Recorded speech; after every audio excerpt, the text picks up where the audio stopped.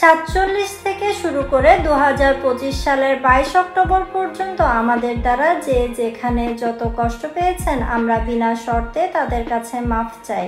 এভাবেই অতীতের ভুলের জন্য জাতির কাছে নিঃশর্ত ক্ষমা চেয়েছেন জামাতে ইসলামীর আমির ডক্টর শফিকুর রহমান। 22 অক্টোবর নিউ ইয়র্কে সাংবাদিকদের সঙ্গে একমত বিনিময় সভায় তিনি ক্ষমা প্রার্থনা করেন। তবে এই ক্ষমা প্রার্থনায় কি উঠে এসেছে জামাতে ইসলামীর ৭১-এর অবস্থান নিয়ে ভুল স্বীকার? এমন ক্ষমা প্রার্থনা এবারই প্রথম নয়। আমিরে জামাত বলেন, এই অ্যাপোলজি আমরা মিনিমাম 3 বার দিয়েছি। প্রফেসর গোলাম আজম সাহেব দিয়েছেন, মাওলানা মতিউর রহমান নিজামী সাহেব দিয়েছেন এবং আমি দিয়েছি।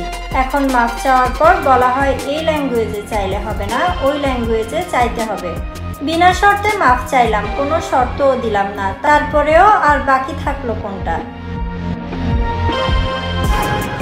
শফিকুর রহমান মনে করেন, মানুষ দ্বারা পরিচালিত একটি সংগঠন হিসেবে জামাতে ইসলামীর ভুল থাকতেই পারে। তিনি আরো বলেন, আমাদের 100টার মধ্যে 99টার সিদ্ধান্ত সঠিক, একটা তো ব্যাঠিক হতেই পারে। সেই ব্যাঠিক একটা সিদ্ধান্তের জন্য জাতির ক্ষতি হতে পারে। সেক্ষেত্রে আমার কোনো সিদ্ধান্তের জন্য যদি জাতির ক্ষতি হয় তাহলে আমার মাফ চাইতে অসুবিধা কোথায়?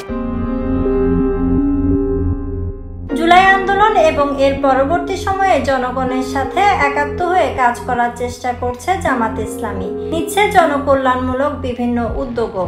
কিন্তু স্পষ্টভাবে ৭১-এ নিজেদের দলীয় অবস্থান নিয়ে ভুল স্বীকার করে ক্ষমা প্রার্থনা না করায় দলটি দেশের জনগণের কাছে আজও বিতর্কিত।